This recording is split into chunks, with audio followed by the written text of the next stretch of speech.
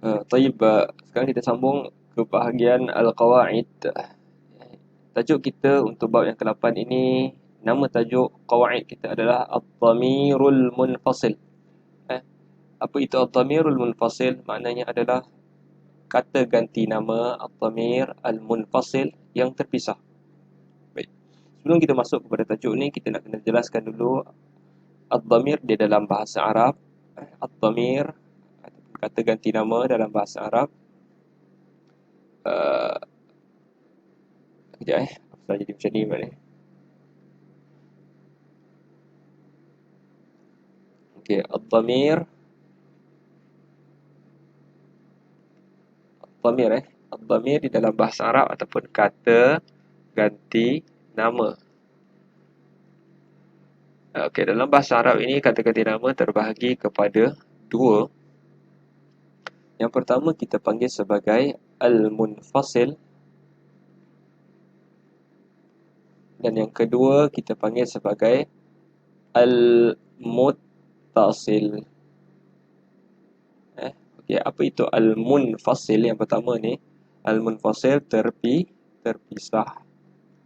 Al-Muttasil bersambung. Okey, yang ni kita akan belajar pada bab yang seterusnya. Baik. Apa contoh dia di dalam bahasa Melayu? Contohnya dalam bahasa Melayu, yang terpisah ni maknanya dia tidak bersambung dengan kata nama itu. Contohnya kalau kita kata, kalau kita nak buat ayat yang memisahkan kata ganti nama, kita kena buat ayat macam ni lah. Aku suka kamu. Okey, macam tu Aku suka kamu. Jadi kita akan gunakan kata ganti nama yang terpisah. Tapi bila kita nak buat, kita nak sandarkan sesuatu tu milikku contohnya kan, kita akan guna sambung terus kata ganti nama yang bersambung. Contohnya kita akan guna ini kereta, tak payah kereta aku, ini kereta ku. Okey, yang tu lebih kurang maksud dari segi Ad-Dhamir Al-Munfasil dengan Ad-Dhamir Al-Muttasil. Okey. Jadi bukan sekadar kata ganti nama macam aku sahaja yang boleh jadi macam ni. Banyak. Engkau, contohnya engkau. Engkau pun boleh juga. Contoh, kalau kata ganti nama yang terpisah, kita kata engkau makan nasi. Contohnya kan, engkau makan nasi. Jadi engkau makan nasi. Tapi kalau kita nak buat ayat,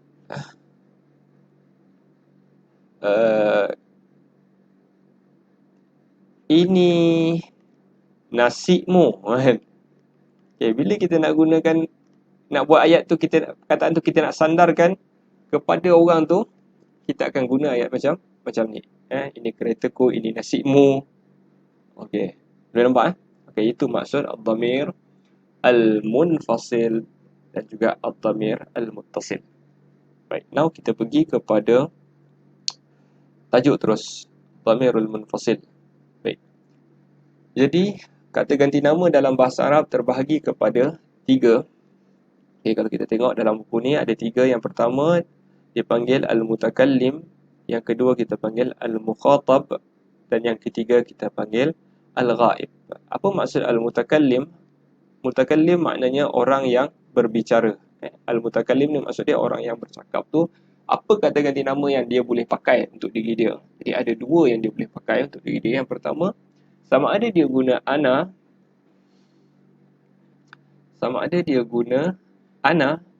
ataupun dia guna nahnu. Jadi bila kita jadi orang yang bercakap, kita akan cakap either one, sama ada ana atau nahnu. Okay. Ana maksud dia aku ataupun saya. Nahnu maksud dia kita ataupun kami. Kita pakai satu je lah. Ana, saya, nahnu, kami. Okay. Tapi yang kedua pula, nama dia Al-Mukhatab. Al-Mukhatab maksud dia, Al-Mukhatab adalah orang yang berada di hadapan kita, orang yang kita tengah bercakap sekarang ni. Itu nak maksud dia Al-Mukhatab.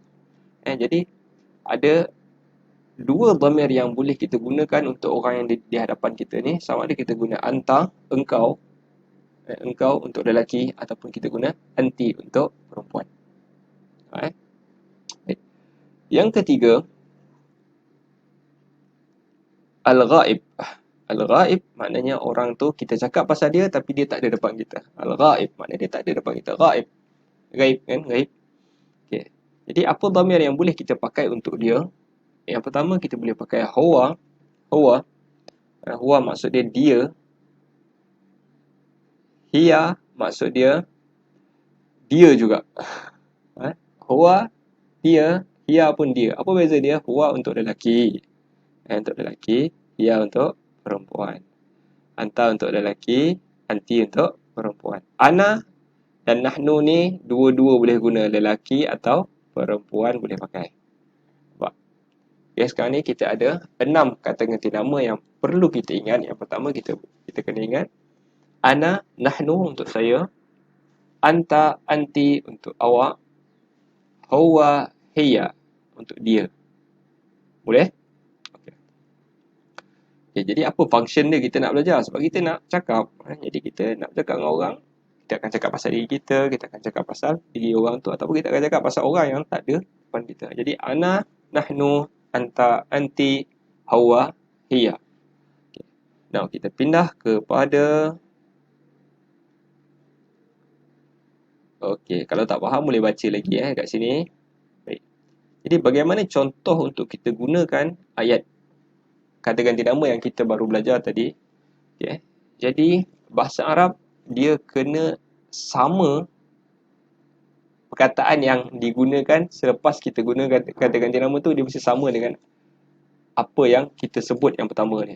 Contohnya kalau kita kata ana, saya. Okay. Saya sekarang ni lelaki ke perempuan? Katakanlah ustaz katakan ustaz adalah lelaki. Jadi perkataan yang betul untuk ustaz guna selepas daripada ustaz kata ana, ustaz kena kata ana talibun. Ana talib. Ana talib. Ustaz tak boleh kata ana talibah. Sebab ustaz adalah lelaki. Jadi talib untuk lelaki, talibah untuk perempuan. Jadi okay. Tapi kalau orang tu yang bercakap tu adalah perempuan, dia akan kata ana talibah. Okay, dia kena sesuai. Jadi dia kena sama perkataan yang selepas tu, yang datang selepas daripada tu dia kena sama dengan perkataan yang pertama. Jadi perkataan contoh ayat yang kita boleh pakai yang pertama adalah ana talib. Contoh ana talib. Okey. Sebab ana ni boleh lelaki, boleh perempuan, jadi tak ada masalah. Kalau kamu kata ana talib betul, ana talibah pun betul.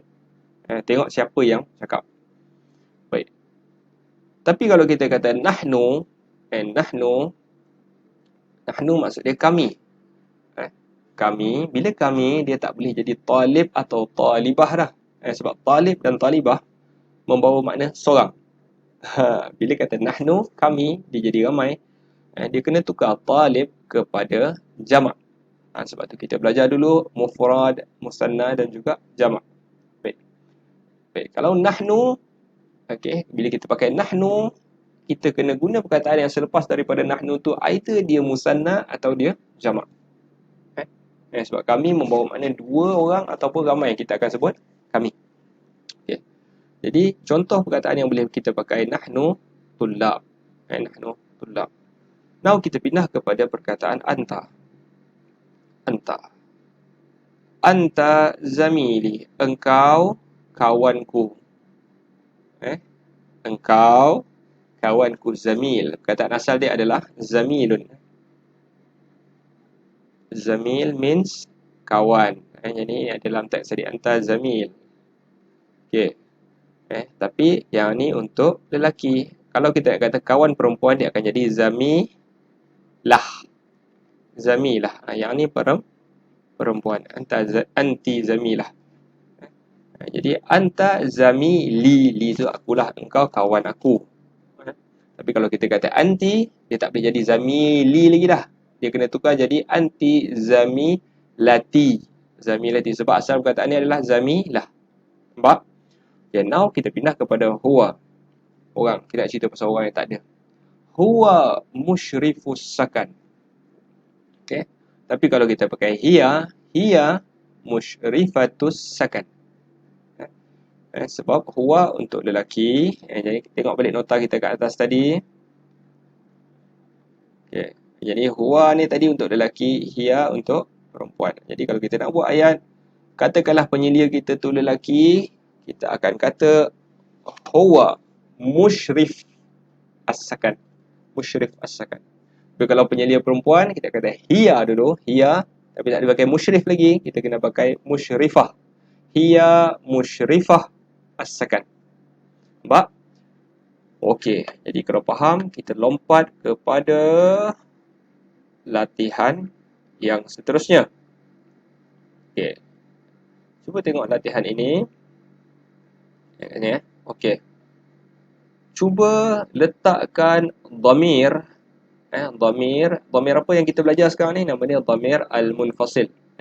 Letakkan dhamir al-munfasil yang sesuai untuk perkataan selepasnya yang diberi ni. Jadi kita dah beritahu tadi, perkataan mesti sama. Dia mesti sama. Dia tak macam bahasa Melayu. Bahasa Melayu ni contoh yang Ustaz bagi. Melayu ni contoh kalau Ustaz tulis saya pelajar, kan? Saya pelajar. Dia pun pelajar. Pelajar.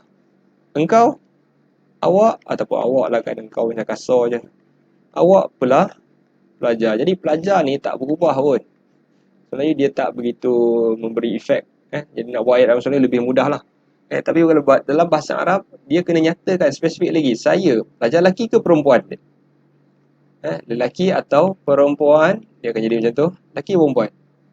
Okay, kalau yang dimaksudkan saya tu lelaki, dia kena talib sahaja. Okay. Lepas tu dia masuk pula bilangan. Berapa orang? Berapa? Kalau seorang, betul lah talib. Talib lah betul. Talib betul. Okay, kalau dia lelaki perempuan, dia kena dua benda yang kita kena fikir. Jantina dia dan juga bilangannya. Berapa? Okay. Nampak?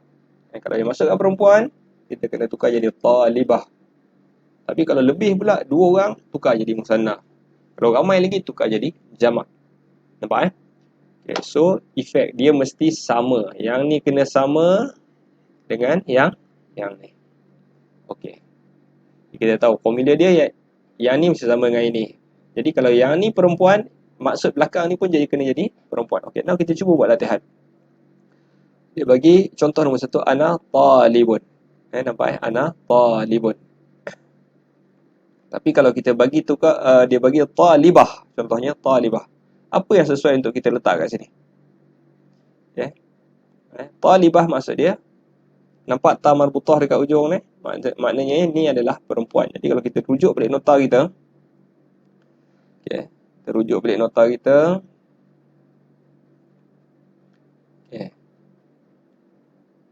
Talibah, pertama sekali kita kena tanya satu soalan. Yang pertama sekali kita tanya, talibah ni laki ke perempuan? Laki ke perempuan? Perempuan. Berapa orang? Berapa orang? Seorang. Okay. Ataupun macam ni lah. Seorang perempuan. Okay, seorang perempuan talibah. Okay, jadi kita cuba cari dhamir yang sesuai untuk kita letakkan pada perkataan talibah. Jadi ana boleh tak? Boleh ana. Sebab ana boleh lelaki, boleh perempuan. Jadi betul kalau kita letak dekat sini, ana. Betul. Apa lagi boleh kita letak? Anta ke anti? Anti. Kita boleh letak anti. Jadi kita boleh letak anti pun boleh. Apa lagi kita boleh letak? Kita boleh letak huwa ke hiya. Kita akan letak hiya. Okay, jadi betul. Tiga-tiga ni betul. Nampak? Ana, anti, hiya. Okay. Jadi apa yang paling penting kita kena analisis ni dulu. Laki ke perempuan? Lepas tu berapa orang?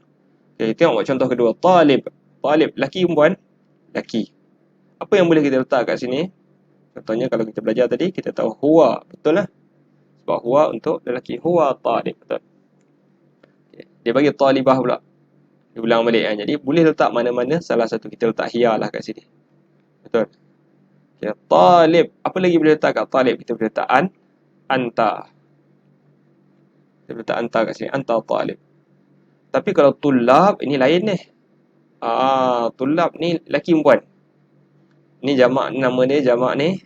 Jamak taksir. Boleh rujuk balik bab yang sebelum daripada ni kita baca tentang jamak taksir. Jamak taksir biasanya lelaki lah. Okay. Kalau misalnya digunakan untuk orang, jamak taksir biasanya lelaki lah. Okey. Jadi lelaki seorang ke dua orang ke, bila jamak maksud dia ramai lah. Kan? 3 dan lebih lah. Maksudnya lebih daripada 3. 3 atau lebih lelaki. Okey, jadi apa yang boleh kita pakai dekat sini? Kita boleh pakai apa yang dalam nota kita tadi ramai. Ni semua seorang ni. Ni seorang. Yang ramai ni yang ni je. Nahnu je. Jadi kita boleh letak nahnu. Faham Okey. Kalau diberi apa-apa perkataan. Jadi Ustaz bagi contoh last lah sebelum kita habis ni. Kalau Ustaz bagi perkataan apa yang perkataannya? Ustaz bagi Muhammad contohnya. Letakkan dhamir yang sesuai sebelum daripada Muhammad. Apa yang kamu nak letak? Kamu boleh letak contohnya daripada atas ana, betul Ana Muhammad, betul. Ataupun kamu boleh letak anta. Anta sebab menunjukkan lelaki seorang, anta Muhammad. Ataupun last kita boleh letak huwa Muhammad. Betul lah semua sekali. Macam itulah lebih kurang cara kita nak gunakan ad-dhamir di dalam bahasa Arab. Wallahu a'lam. Jumpa pada bahagian munawwa'at.